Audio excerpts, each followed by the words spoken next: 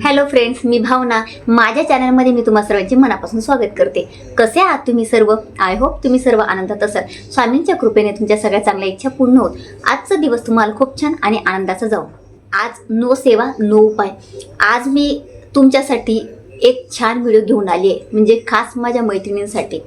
बऱ्याच दिवसांनी मी असा ब्युटी टिप्सचा व्हिडिओ करते. आज काही टिप्स वगैरे नाही आहे. आज मी तुम्हाला फक्त सनस्क्रीनबद्दल माहिती देणार आहे. मला एक कमेंट आली होती एका ताईंची की ताई, सनस्क्रीन लावल्याने माझा चेहरा काळा पडतो. आणि ते मुंबईमध्ये राहतात. आता मुंबईची गरमी सगळ्यांना माहिती आहे, ऊन खूप कडक पडायला लागलं आहे.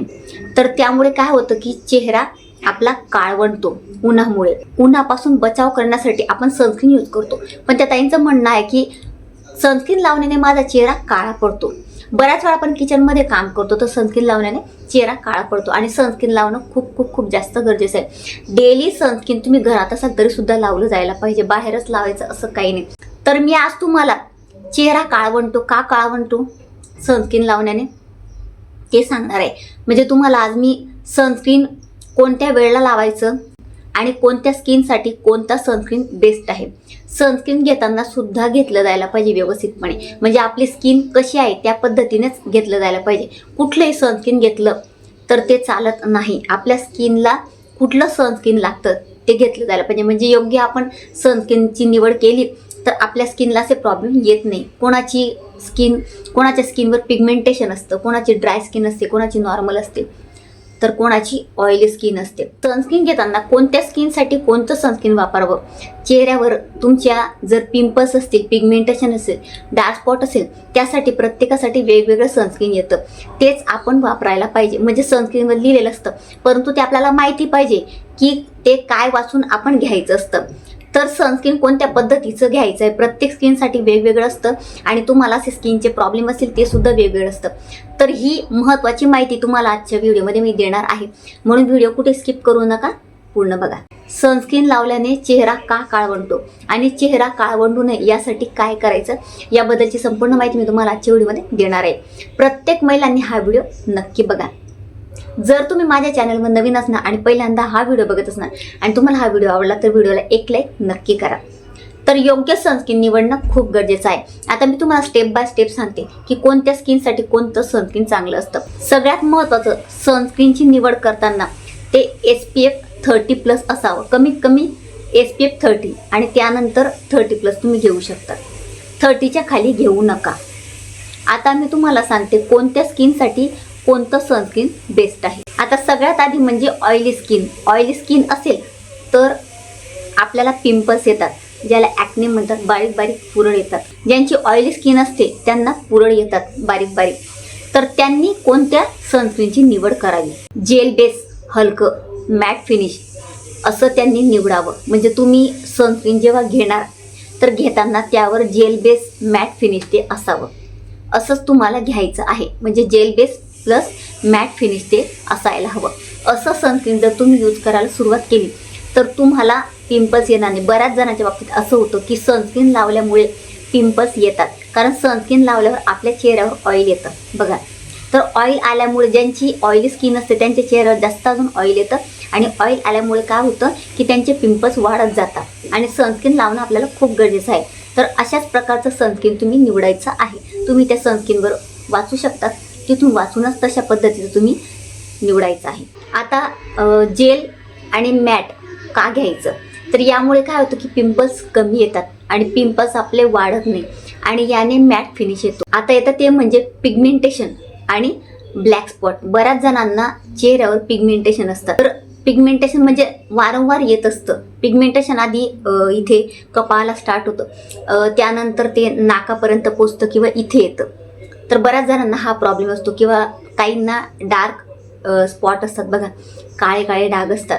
तुम्हाला जर हा प्रॉब्लेम असेल तर तुम्ही घेताना सनस्क्रीन टिंटेड घ्या किंवा हाय प्रोटेक्शन म्हणजे 50+ घ्यायचं. म्हणजे SPF 50 असेल किंवा SPF 50+ तुम्हाला घ्यायचं आहे. घेताना SPF 50+च घ्यायचा प्रयत्न करा. हाय UVA प्रोटेक्शन हे तुम्हाला घ्यायचं आहे. म्हणजे SPF 50+ सनस्क्रीन घेताना निवडायचं आहे. तर हे सनस्क्रीन काय घ्यायचं, तर हे लाईट कव्हरेज देतं आपल्याला. टिंटेड जर घेतलं तर. आणि यामुळे पिगमेंटेशन वाढू देत नाही, म्हणजे ते पिगमेंटेशन वाढवत नाही आपलं, आणि डार्क स्पॉट सुद्धा आपले वाढत नाही. यामुळे अशाच प्रकारचं तुम्ही घ्यायचं आहे सनस्क्रीन, आणि यामुळे डार्क स्पॉट कमी होता, म्हणून घेताना अशाच प्रकारचं सनस्क्रीन तुम्ही घ्यायचं आहे. त्यावर लिहिलेलं असतं, तुम्ही ते वाचून घेऊ शकता. आता येते ती ड्राय प्लस नॉर्मल स्किन. बऱ्याच जणांची ड्राय स्किन असते किंवा नॉर्मल स्किन असेल किंवा तुमची मिक्स स्किन असेल, ड्राय प्लस नॉर्मल जी असेल ती, त्याच्यासाठी बेस्ट सनस्क्रीन कोणतं? मॉइश्चरायझिंग क्रीमी सनस्क्रीन किंवा हाय प्रोटेक्टिंग सनस्क्रीन तुम्हाला घ्यायचं आहे. या दोघांपैकी एक तुम्ही घेऊ शकता. म्हणजे क्रीमी प्लस हायड्रेटिंग, म्हणजे ते क्रीमी पण हवं आणि ते हायड्रेटिंग पण असावं. यामुळे काय होतं, म्हणजे हेच का यूज करायचं? आपली त्वचा यामुळे हायड्रेट होते, ड्रायनेस आपल्या त्वचेतला जो असतो तो कमी होतो, कम्फर्टेबल फील आपल्याला मिळतो. यामुळे तुमची जर नॉर्मल ड्राय किंवा ड्राय प्लस नॉर्मल स्किन असेल तर अशा पद्धतीचं सनस्क्रीन तुम्ही यूज करायचं आहे.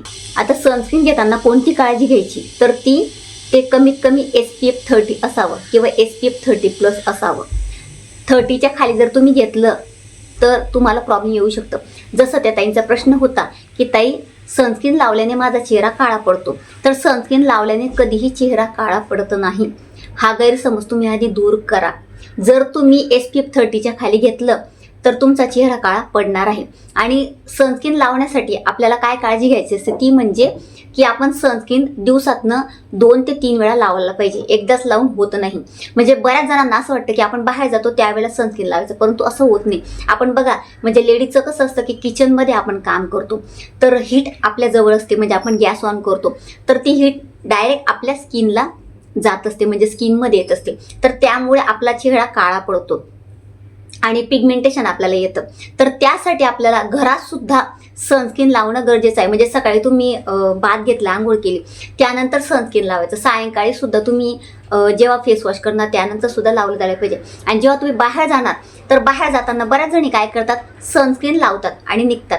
तसं करायचं नाही, डायरेक्ट उन्हात जायचं नाही. तर आधी काय करायचं, जाण्याआधी 15 मिनिटं आधी तुम्हाला सनस्क्रीन लावायचं आहे. तुमची जी काही तयारी असेल ती करून घ्यायची आणि 15 मिनिटांनी घराबाहेर पडायचं आहे. म्हणजे 15 मिनिटं ते मर्ज होतं आपल्या स्किनमध्ये.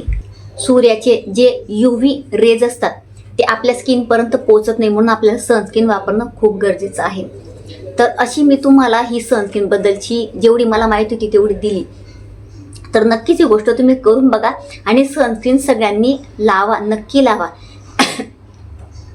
12 महिने आपल्याला सनस्क्रीन लावायचं असतं, परंतु जास्तीत जास्त उन्हाळ्यात आणि पावसाळ्यात याचा वापर नक्की करा. मी तरी 12 महिने वापरते, म्हणजे कंटिन्यू आपल्याला सनस्क्रीन वापरायचं असतं. तर सनस्क्रीन लावल्याने काय होतं, डार्क स्पॉट येत नाही, पिगमेंटेशन येत नाही. जेवढं आपल्याला करता येईल तेवढी आपल्याला चेहऱ्याची काळजी घ्यायची आहे आणि सनस्क्रीन लावायचंच आहे. तर अशी मी तुम्हाला जेवढी मला माहिती होती तेवढी दिली आणि तुमच्या प्रश्नाचं उत्तर सुद्धा दिलं. तर तुम्हाला अजून काही प्रश्न असतील तर मला कमेंटमध्ये नक्की विचारा. काही तुम्हाला ब्युटी रिलेटेड काही हवं असेल, तुम्हाला इन्फॉर्मेशन, तुम्ही नक्कीच मला कमेंट करू शकता. आणि आजची माहिती तुम्हाला कशी वाटली मला कमेंटमध्ये नक्की सांगा. तर अतिशय छोटीशी माहिती होती जी मला तुम्हाला द्यायची होती. जर तुम्हाला माझा आजचा व्हिडिओ आवडला असेल तर व्हिडिओला लाईक, शेअर, चॅनलला सबस्क्राईब आणि आपला भावनाज लाईफस्टाईल या फेसबुक पेजला, इंस्टाग्राम पेजला फॉलो नक्की करा आणि कमेंटमध्ये श्री स्वामी समर्थ नक्की लिहा. पुन्हा भेटूया अशाच एका नवीन व्हिडिओसोबत. तोपर्यंत सर्वांना श्री स्वामी समर्थ.